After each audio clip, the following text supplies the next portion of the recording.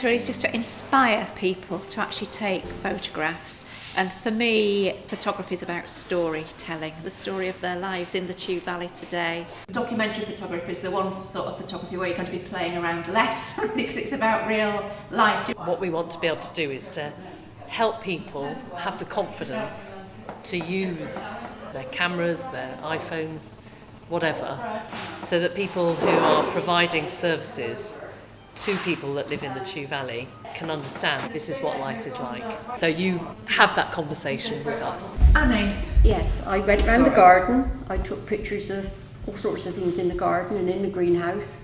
Then I went up the road and took some photos of the bus stop and the one at the end of the lane. She'd taken a photograph of the bus stop, which is rusting and old and surrounded by poppies. You can see lots of lovely wildflowers, and the bus stop. No way of getting to Bath and no way of getting to Bristol. A picture can portray evidence about people's lives in a way that their words can't. After I was at the market with Pat, and that was me loading up plants for the market at my house.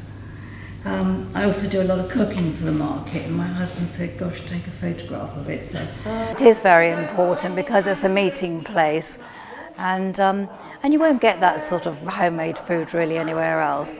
And the same goes with the village shop. It's really important still to have that, and I rely on it to get my newspaper. I don't want to have to get in the car and drive down to the garage at Winford, and so I do try to, when I get my newspaper, I always buy some groceries there to support it, and if everybody did that, it would probably have a better chance of staying. I took my mum over to the Blue Bowl on Sunday, so I just photographed her transferring into the car because she's disabled, Right.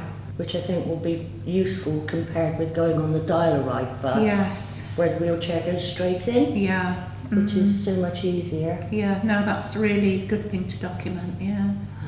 If my mum hadn't been a very stubborn woman, and if I hadn't been quite stubborn as well, she'd never have got better. She'd have rotted in a home somewhere. Because she wasn't really fit to come home. But it was no good for her in a hospital because she was just getting institutionalised. She needs her independence, and we've tried very hard to give her as independent a life as she can have.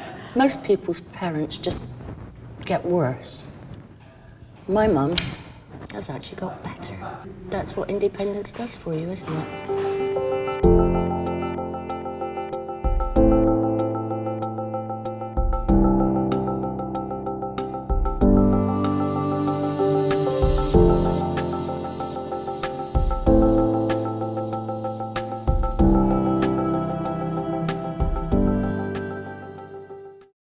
Fly tipping. I find fly tipping so annoying. Why do people need to fly tip? There's plenty of recycling places. They're open enough hours. So I just find it totally pointless. And there's some bags that have been thrown out. Anywhere where there's a lay-by, somebody seems to dump rubbish. What's annoying too is when they do that and then the tractors can't get in, so they stop work then. They do open a lot of farmers' gates and tip it in there, and then it becomes the farmer's responsibility, and they have to pay to get rid of it. And it can cost. It cost a friend of mine who had a load of tyres dumped, £500 to get rid of them. This is, as you can see, a family farm, and this is one of our lambs. He had rather a bad birth, and his mother rejected him, so he had to be bottle fed, and that's my grandson feeding him. And this is our dog. But he has gone in the local food chain now. No. I do mean the lamb, not the dog. When my husband's prostate cancer got worse, we thought it would be better if all the family was together. And that was 14 years ago. So I think coming out here was a good decision, really. Although, yes, there is a problem with transport and stuff, but all being together, it makes a lot of difference, yeah. I mean, even on an evening, his grandson will come in after his apprenticeship and come and sit by the fire with Grandad and tell him all about his day, you know.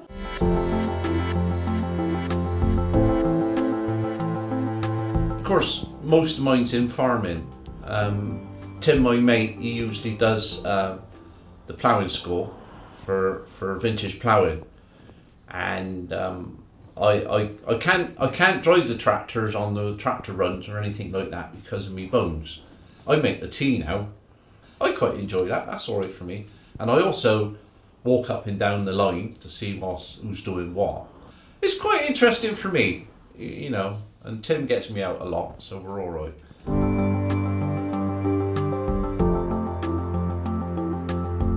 This is the first one I've been here, and they put up a shed like this because the other one was falling down. I found it sort of interesting to see what they were doing every day, and it was a nice little project. You know, it went on for a couple of weeks. We managed to get cattle in because of the bad weather. Out on the ground, we were a bit worried. We just got them in just before Christmas. You might come over. Come on. And I think they like it. This is my me time. Bus again. It's a bus. I don't drive, which is a bit of a problem, but getting around it. But this bus actually goes past our farm once a week and takes you to Keynsham for 2 hours. It's the 2 hours in the week that I get to myself, and it gives me the 2 hours in Keynsham when I can do a bit of shopping on my own. And I like to go to the library because I do family history, which I started here and I'm absolutely hooked on now. But it's just 2 hours to myself, independent, where I don't have to worry about anything else, which is good, I think, from my point of view as well, and from his as well, as long as I bring him back some bread pudding, because he likes that. I've done bus. She got the timetable. Oh yeah. It only comes twice a week. Yeah. Ooh. And because it only comes twice a week. She got excited about the twice a week. Twice a week, not once. Only get once. I was going by bus twice a week to Weston. It was only 2 hours. I got fed up of that because I couldn't get to my hospital appointments, couldn't do nothing. So I went and started learning to drive because we live in the middle of the woods and we needed transport to get out and about. I would have been stuck in the house all the time, not doing nothing, because the buses are so bad that I just thought, well, I'd take my test.